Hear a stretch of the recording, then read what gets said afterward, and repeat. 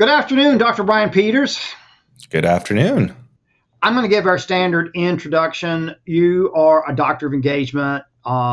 We both are taking a scientific look at engagement because we think a lot of talk about engagement that's out there is pretty fluffy. It doesn't really mean anything. It doesn't explain anyone how they can make more money or decrease their costs. So because no one else is doing it, we're doing it. And we've built our own software program and have our own software program to analyze what it is that people know and don't know inside their company, which we think is a pretty good starting point for finding out if you're engaged or not, really. And are you about to lose $10 million next quarter, or are you about to make $10 million more than you made last year? And we can only do that if we figure out what people know and don't know about the jobs that they're in and the place that they work. That's what we do. Okay. So where did we leave off last time? I think we were talking about like, why do you do what you do or something? So kind of remind me, because I know I wanted to talk about what I call welcome to Crazy Town. Can you explain where we left off last time? Yeah. So last time we were going into, where should organizations start with, we talked a lot about job descriptions, what is important for organizations to establish before we kind of even get into job descriptions, how we build those out. We talked a little bit about KPIs. We were talking a lot about like the questions that you need to ask, things that people need to consider. You had mentioned that, there could be some resistance to some of that, or people might not even, want to answer questions or maybe even be able to answer questions. And you had, referred to it as Crazy Town or Welcome to Crazy Town. So I wanted to find out more from you. Like, what is Crazy Town? What has been, when you're going into organizations and trying to do this work and trying to establish KPIs and ask the questions and maybe getting some resistance, what does Crazy Town look like? What's been your experience? I've seen a lot of Crazy Town in my consulting. I've probably seen Crazy Town more often than I've not seen Crazy Town. So I want to say to any managers out there or any like leaders who are just pulling their hair out and going, some parts of this organization are clueless and it seems like no one wants to get a clue. If you feel very frustrated and you walk into a meeting and you want to discuss serious topics and you get shut down and people act really defensive and they're posturing, and they're acting really super arrogant, like, why did you ask that question? And they don't know the answer. You're not alone. You are not alone. Be of good cheer because we're going to try and help you with this. Dr. Brian Peters and I are going to try and figure this one out, but it's tough because I have seen a lot of crazy town where I go in as a consultant and I know that my job as a consultant is in many cases to play the part of the stupid guy. Like, hey, y'all, I know this sounds like a stupid question, but what do you guys do differently than the competition, and why do you do it that way?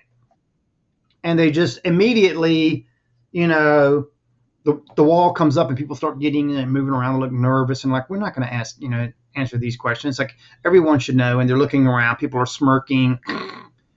I'm like, no, but really seriously, okay, I know I'm stupid, but could anyone answer the question? And I go on, and then longer and longer, I'm like, I don't think they know. Like one time I was sitting around in the boardroom of a fairly large company. Of course, I can't name it, but most of the leaders of all departments were there. And I said, well, I kind of picked up, a coffee, break conversation about someone said people in all the departments here need to know more about what the other departments do so they can support them better. I kind of heard that. And the person said it was a crisis. So do any of you guys, think that this is true? That all the departments in here that you oversee should know more about what the other departments do? Stone cold silence. I felt like I was in front of a firing squad. And they were like, well, we don't want to talk about that. So I'm like, okay, so I'm the bad guy. So I'm smart. I don't know what you do, but could everyone just talk about that? And the more and more that I've asked these questions, there was just this wall of defensiveness where people just refuse to talk about what it is that they do and what they expect their people that are reporting them to do and how they are getting the people that report to them to support other teams and kind of articulate the cross-functional knowledge that's needed. And I don't think it's because they just don't want to, because they think it's beneath them. I think they genuinely don't know. I mean, that's what I've seen like most of the time, and I call that crazy town.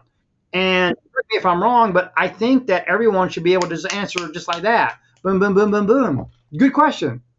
This is what my department does. This is why we do it this way. This is how we can't do it any other way, because we have agencies monitoring us that can come in and shut us down if we're not, like banks and stuff, And this is how I support the other teams and why they have to do it that way, because, agencies can come and shut us down.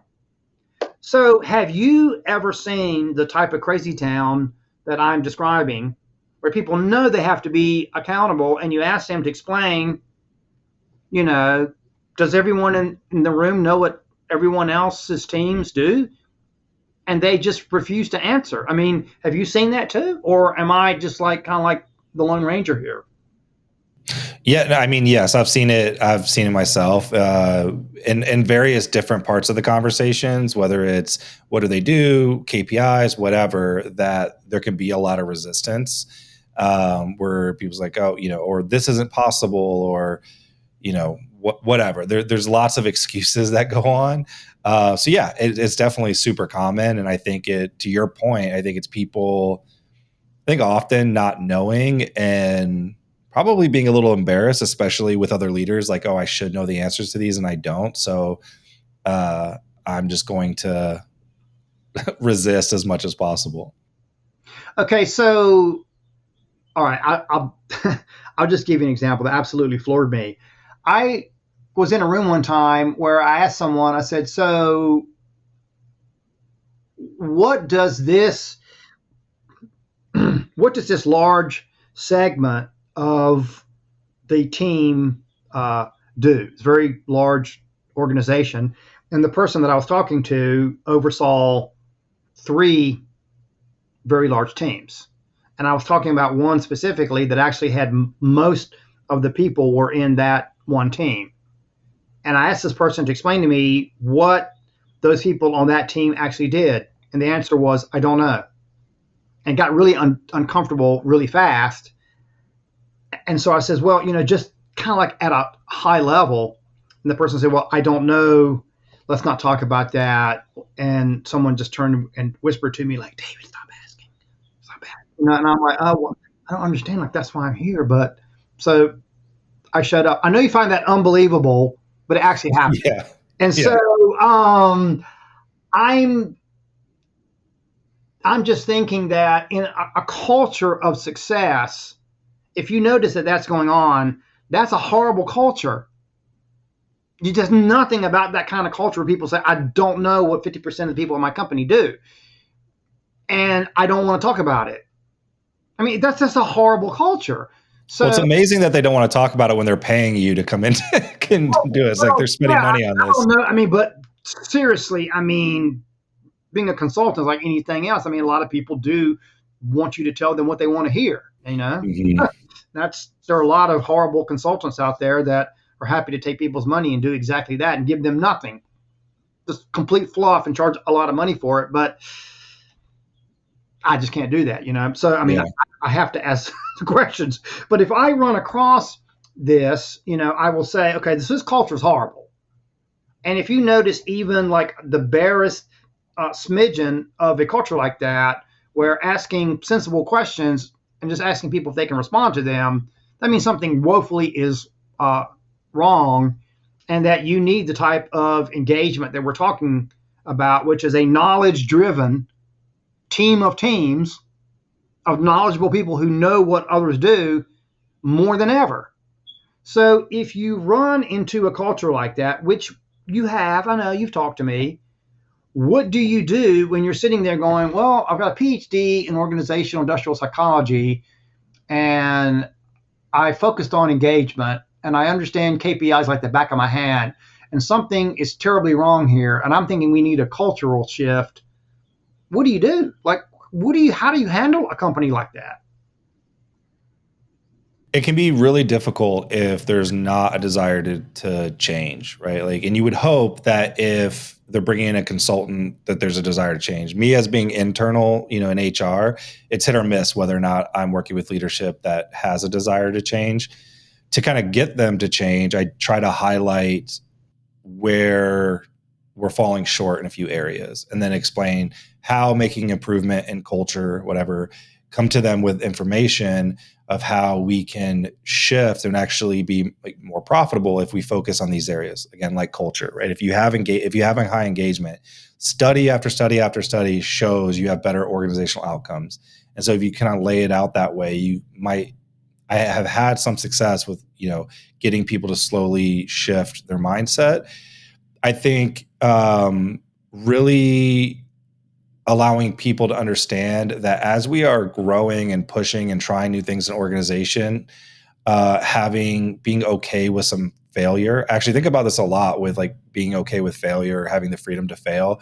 If you think about any sort of advancement we've made as a species, how much failure came along with that advancement, right? Scientific advancement, whatever, like we fail all the time.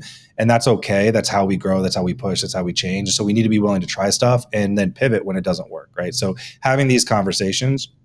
I also like what you talked about, kind of going in there as like the dummy and just being like, just explain to me what you do. Like, I'm trying to learn more. I may have worked in this industry before, but I don't know your organization. So I just want to understand what you do. I have found that if you are willing to ask questions and be inquisitive, you can slowly get people to open up if they don't feel like you're there to judge them. Also letting people understand that, like, I'm a big proponent of explaining why I'm doing something. So I'm doing this because I want to understand your organization so I can better help you. But also say, if you don't have an answer, like, that's okay. That's what we're here to do. We're going to get answers to this. You're not alone. Lots of people don't have answers. You mentioned this, I think earlier. It's like this is very, very common, right? So I'm going to ask questions. If you don't have the answer to it, that's okay. There's no pressure here. We are just trying to then develop answers. We're trying to understand what we know, what we don't know, and then fill those gaps.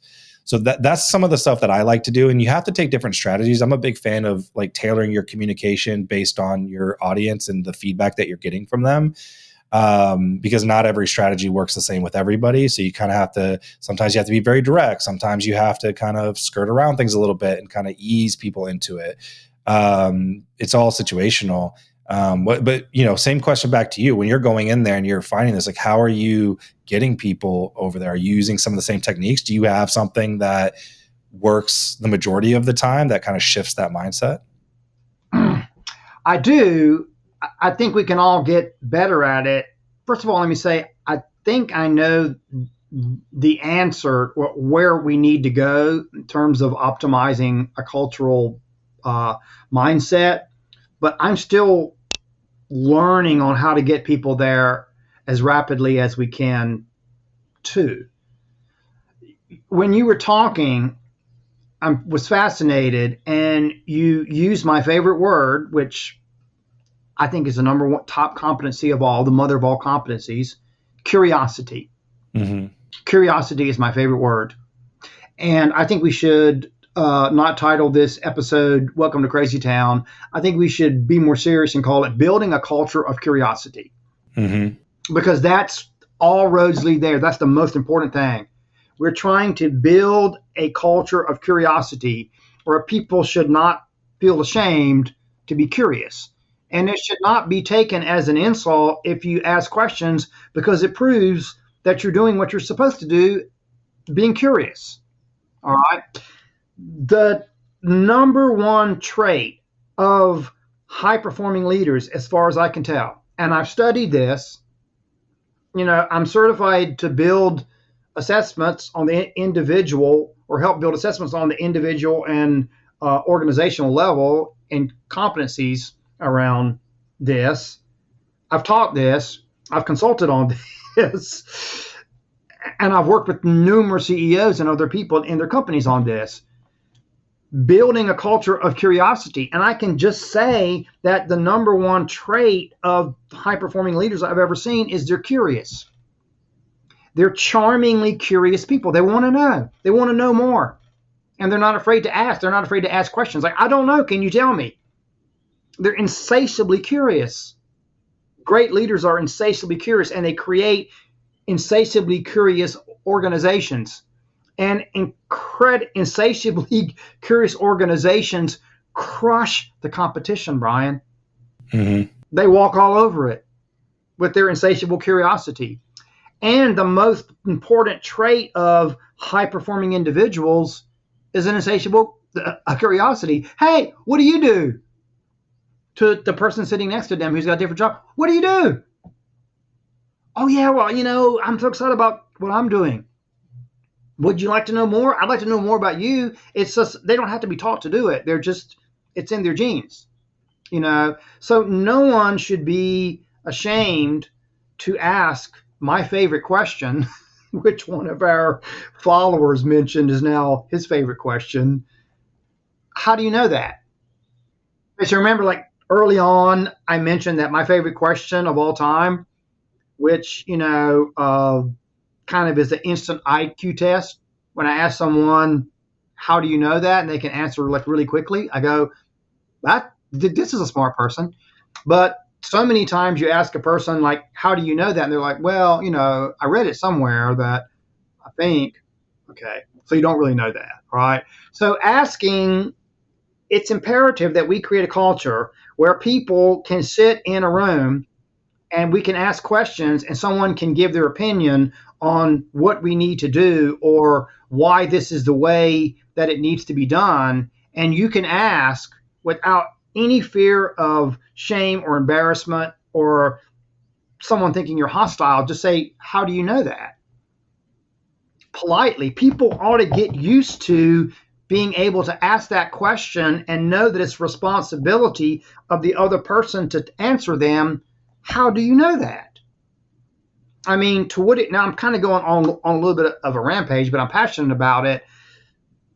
Don't you think that part of the process of building a culture of curiosity is say it's okay for us to ask questions, and we should, of the people that we work with?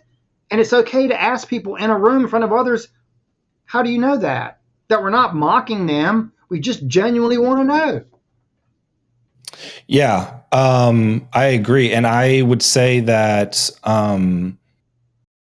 in order to get there, you have to be able to get rid of your ego in all of this. And I mentioned, I think in a really early episode, one of my friends who was the CEO of the gifting company that I helped run, I always give him his flowers for this because he doesn't have an ego when it comes to being, making decisions or not knowing something. He would be very quick to be, if you asked him, how do you know? And he didn't have an answer, he would be quick to be like, oh, I don't like, it's just a gut, or I don't know the answer or whatever. Right. And I think that's really important.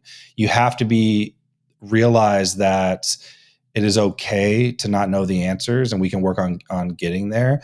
And then we need to be able to ask the questions. But if you have your ego involved in that, and your value is so tied up in feeling like you always have to have the answers, you're going to be shut down to any sort of curiosity. You're not going to ask the questions because you feel like you should already know. You have to realize that it is okay to discover new things. Like, it's okay to maybe not have the answers, but be willing to ask the questions. But if your ego's in the way, curiosity is just never going to happen. Okay, so you're talking about like the $60 billion questions type field. Like, how do you make that transition in organizations when you know that in a lot of them, I'm probably the majority, I don't know, when you start asking questions like this, you're going to run into a lot of defensiveness. You just are. But you know that high-performing leaders, high-performing organizations that crush the competition are organizations with a culture of fierce curiosity that everyone has. Their leaders have fierce curiosity. Everyone they hire is fiercely curious, and that's why they're crushing it, right? And you know that anything other than insatiable, fierce curiosity in a competitive world is not acceptable. You know that's where you want to go. But you know people are being their own worst enemy by not allowing that to happen. I mean, so as a psychologist, what are the beginning steps that you take to break through that wall? Like, okay, a CEO comes up to you and goes, Dr. Peters, I was listening to your podcast, and you're exactly right. You're damn right. We need to have a culture of insatiable curiosity. We have a team that's kind of standing in the way of that, and I'd like you to come in and help us because people are they're not producing that. They're sort of shutting down conversation. People don't want to talk. They feel like very defensive. I don't want to have an organization like that anymore. I want to have a different one. I don't seem to be able to get them to see that. Could you come in and help them to see that? And he just said, okay, I'm going to hire you to come in and talk to my leadership team and get them to see that they need to stop doing that, to have a different attitude, and understand that people have the right to ask questions. Like, how do you know that? And create a culture of curiosity. What would you do if you were paid $50,000 and you walked in the room for the first time? How would you start off the conversation? I mean, before I even took it, I'd want to understand from the CEO, have they even had any of these conversations with leadership, right? Like, does leadership know that at least the way that they're being perceived is that they're a roadblock, right? They're letting their ego get in the way. They're not being curious. Has anybody ever had that conversation with them? I find that often when I ask that question, the answer is no. Like they've not talked to them about these issues, or they're not quite sure how to address it. A lot of people want to avoid conflict, so they just don't address it. And so if you're not willing to do that, it's going to be really hard to break through that. So if you haven't had those conversations, then I think the first step is to have that conversation. You don't want to call I don't like to call somebody out in front of a group. So I would more talk about just in general, right? That the perception of the leadership team or the culture in the company is that nobody is willing to make changes. Nobody is being curious. Nobody is willing to admit when they don't know something. And this is really going to stunt the growth of the company and your ability to really create a great company. If you start calling people out in front of their peers, you're going to get more defensiveness, right? So you need to come in as like a one team mindset. We're all in this together. We all want to see this to be the best that it can. The company growing is good for everybody, right? And if you're financially motivated, what does growth mean? It means bonuses, it means pay increases, it means more resources to help your department, whether that be staffing or whatever, right? So growth can be good for everybody. So if you're not intrinsically motivated for that, we can put some extrinsic factors like money behind that. So I think for me, I think you have to call it out. You have to just be very open and transparent with it, because you're expecting the same from them. I always do a practice whenever I ask somebody questions, like if I'm doing, and this is not exactly the same, but just to give you an example, when I do, say, icebreakers for meetings and I'm asking like get to know you questions, I always answer the questions first. I always try to be vulnerable with the team first, to show that it's okay, to try to get them to open up. And I have found huge success with that. If I can say, hey, I'm coming in, you don't know me, I'm going to lay this out, lay my experience out, lay my mistakes out, lay whatever out, depending on the context, that I get a lot better feedback. So I really enjoy, I think that goes a really long way. Being willing, showing that you're willing to be in there with them and in the trenches with them and ask the questions and all of that can really turn people to your side. But that's been my experience. I mean, how about you? Like when you're doing the same thing, again, do you have a question that you ask or a tactic that you use to shift people's mindset? Yes, I do now, and it's a new idea, and this is going to be a huge freebie, y'all. So if you've been listening to the podcast until this point, you don't even have to hire me. I'm going to tell you what to do. You can do this as an exercise with your team, and it's going to be phenomenal, the results. I'm going to tell you what I heard in my mind while you were talking. I just was able to synthesize a lot of things I've done in the past to a simpler form. And then next time we're going to stay on this track and we're going to talk about the path to improvement. And here's what I think that we should do. I mean, I've done other things before, but this is simpler. To put a positive spin on creating that cultural shift that we're talking about, creating organizations where it's a culture of curiosity, where questions are allowed. I think we need to be more subtle and our approach. And this is what I think that we should do. We should have meetings where we bring in everyone, and once a week, so we had a weekly meeting, every leader can say, here is the top 10 list that I have, my ideas of how we can be more successful as an organization. I'm just going to bring in my top 10 list. I have 10 ideas that I think would show how we can be more successful as an organization, and I just want to share it with my peeps. And just share what your top 10 ideas for improvement at the organization are. And then say, this is why I think that this will help us be more successful. This is my top 10-ish ideas. This is what I think we can do, be more successful. This is why I think that. And now I'm going to turn it over to you, my beloved friends and colleagues, also leaders in the company or department heads. Do you agree with these ideas? And if so, which ones, and how do you think we can use these ideas? What are your ideas on how we can implement what I just said, if you agree with what I just said? I guarantee you people don't agree with half of them. They don't have to agree with all of them, but they're going to agree with half of what that person said. And they're going to say, well, yeah, I mean, I really like, 2, 3, 6, and 7, okay, great. So having said that, how does everyone in the room think we can do a better job and get everyone as a team, now that they're cohesive, to talk about making those changes?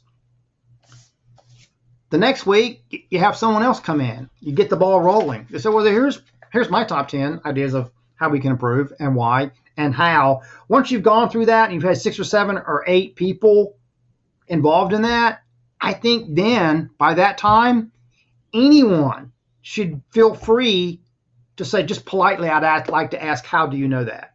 Just kind of like gently put it in there throughout like 6 or 7 sessions that it's okay to ask, how do you know that? Because you've already allowed the person to share their ideas for improvement. You've got input where people are saying, man, that's a kind of a cool idea, and here's how I think we should do it. You're going to build an incredible increased level of engagement and camaraderie. And then as part of the cultural shift, it's going to be a lot easier for people to ask, how do you know that? And what do you do that, can you do a better job of explaining what it is that you do? Because I'd like to know. It's going to be much easier to follow that path once you've done this exercise. What do you think about that? Yeah, I like it. I think that's a great exercise. One of the things that I was thinking about when you mentioned that, if you're not getting if you're getting low participation in some of that, one of the things that I've found useful, and I'm curious your thoughts on this, is assigning or asking somebody to be a devil's advocate, to where no matter their opinion on whatever you're presenting, just argue the opposite, right? Like just poke holes in whatever we're talking about. Because again, just breeding that culture of like, it's okay to question, it's okay to poke holes, because what that ultimately does, it helps us fill in those gaps, right? Because we might not be thinking of everything.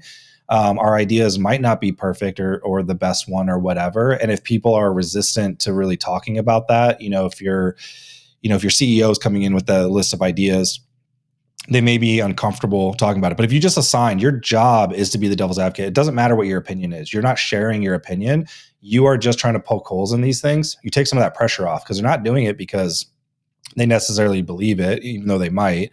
They're doing it because that's what their role is in that meeting. And so you can start opening that up and showing, hey, it's okay to poke holes. So that's just another thought that I had. I mean, I really like that exercise that you mentioned, and doing that. I think that could go a long way. And then again, if you're just struggling with people really being able to be a dissenting opinion or share things, just assign it to them. Like your job, that's it. You don't have to share what your real opinion is. So that way people don't think that you have some stake in this, or, that you're nervous about them not liking your ideas. Your whole job is to poke holes. Great. Okay. I think we've really gotten, made a lot of progress in real time. I think it's going to really tee us up for our next episode when we start going down a multi-series part on the path to improvement. and we're at the beginning of the path. We're at the very beginning stepping stones on that path, where to create an environment of goodwill, and this is really consolidating, as I said, and synthesizing, things that I've done in the path, but I've become very much clearer in my own mind talking through this about what works and what does not. So this would be a synthesis of what I've learned in the past. Okay. I don't think I've ever seen it quite clearly yet, Brian. We start off with a positive spin where there's no way that a person can feel like they're being attacked when we just start off a whole series of everyone share, these are my ideas for improvement, and this is why I think we should do that, knowing in advance that people are probably going to agree with at least half of them, and that's good enough. And then everyone say, okay, well, let's just pick the things we all agree on. How do we do this as a team? That's going to create an incredible sense of good will. And it's also going to give people the courage to be able to speak up and not to feel bad when there comes a moment later in which you introduce the idea sometime in, not immediately, but hey, y'all, it's okay if we play the devil's advocate in some of these. I wouldn't do it at the beginning, but as people begin to build that unity of team, you can say it's okay to be the devil's advocate. That takes them one step further. And once they get used to that, then you can say, okay, once we're used to playing the devil's advocate and sharing our ideas, we're becoming a really strong and cohesive team now. We can take it to the next level, and that is, it's okay to ask, how do you know that? It's kind of a progression where you build the ultimate, you're setting and stage the building blocks to build a fierce culture of curiosity, where people are showing curiosity in what others do. They are going to become more curious in what other people do. You're going to give them a place to become interested, and they will become more interested. They're going to love the experience because it's what people like to do, what we just described. And then eventually they're going to feel it's okay to ask the tough questions. So I'm glad we had this little chat. I hope everyone got something out of this, because I think I became a little bit clearer on it just having discussed it. So thank you, Dr. Brian Peters, for helping me see the error of my ways once again, sharpening my own mind, helping me sharpen my own saw. And with that being said, I hope someone got something out of this. I certainly did. And let's wrap up now and come back next time. And we're going to continue on this path and talk about the path to improvement. Awesome. Well, it's a pleasure as always. So we'll talk again soon. Thank you, Dr. Brian Peters. Talk to you. Take care. Bye-bye. Thank you for checking out this episode of the Science of Engagement podcast. Let's keep the conversation going down in the comments. If you like this episode, please hit the like button and be sure to hit subscribe to stay up to date on the science of keeping your people engaged without the fluff. See you in the next one.